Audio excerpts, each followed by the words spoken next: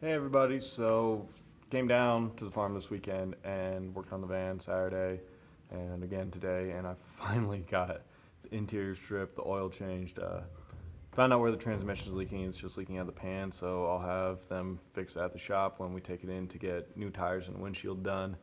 And yeah, shouldn't be too terrible. Not bad for a $900 van if that's all the major work I gotta do immediately.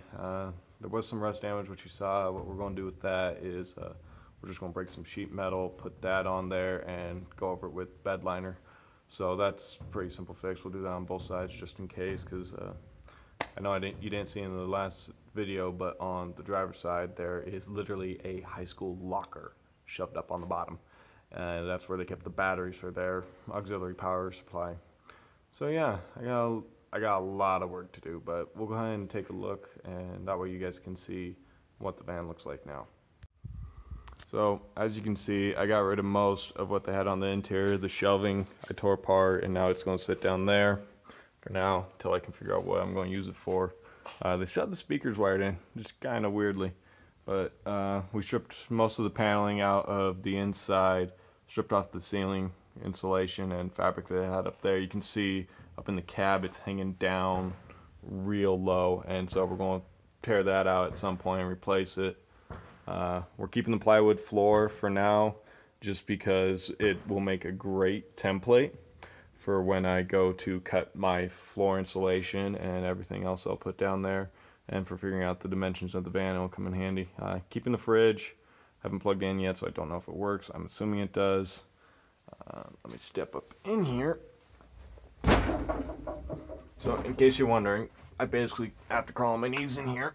It's only a 3 some odd foot ceiling, so yeah, at eye level I'm that close to the ceiling. It's kind of nuts. But back in that corner we have, let me see if I can get this to focus. We have our power inverter. There we go. It's 600 watts. It's already wired in, and the wire runs up.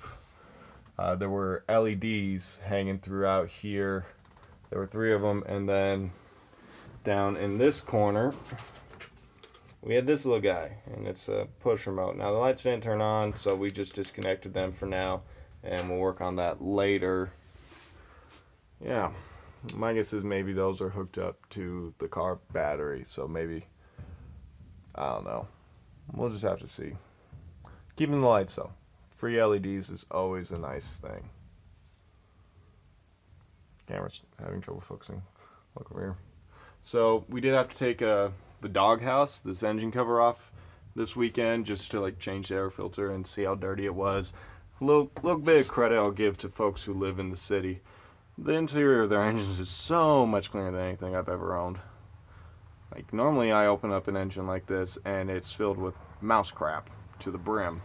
But in order to take that out, there's a latch on that side, a latch on that side, and then 2 bolt latches down the bottom. So you gotta take all that off. And even then, the thing's big enough, you can't actually take it clear out unless you take out the passenger seat. So originally what I planned to do was build a divider behind these seats so you couldn't tell anyone was living in the van, and it sealed it off so I could keep things like alcohol and, you know, a sidearm back here and not get in trouble for it driving down the road.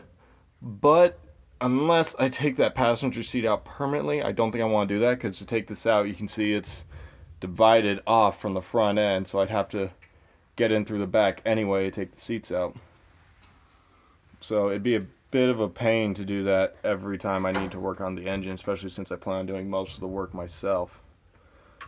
But yeah, that's pretty much all we've done inside. And that's what I was going to show you guys that locker.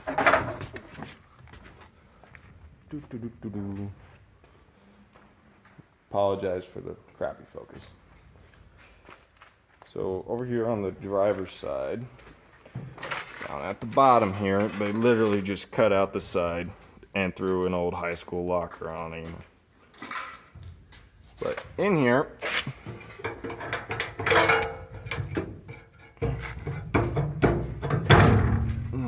we have our electrical system. And I need to clean up the battery connections a bit, but I want to weather seal this, waterproof it, because there's holes in it. You know, there's vents on on the locker actually point towards the front of the vehicle, which I think is really idiotic. But what I want to do down here is I want to fill this with more batteries. So I want to end up with like 5 or 6 batteries down here total, so that I have enough power to do more than just run a fridge. I want to be able to run the lights, run the fridge, possibly keep my TV and Xbox. I don't know, I'm not sure on that. I may just sell them, but if I can, I'll keep them. But yeah, and you know, I got my basic stuff, like my cell phone's going to need charged, and my laptop's going to need charged, just basic appliances like that. No microwave, definitely not doing a microwave, that's too much power usage. But you can see the back tires are fine right now, but we're still going to replace them.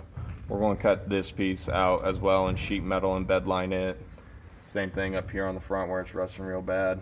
So yeah, underneath this piece here, it'll just be solid bed liner from there down, so it'll look nice on both sides and cheap. So yeah, that's what I've done this weekend, and when I do some more work, I will let everybody know.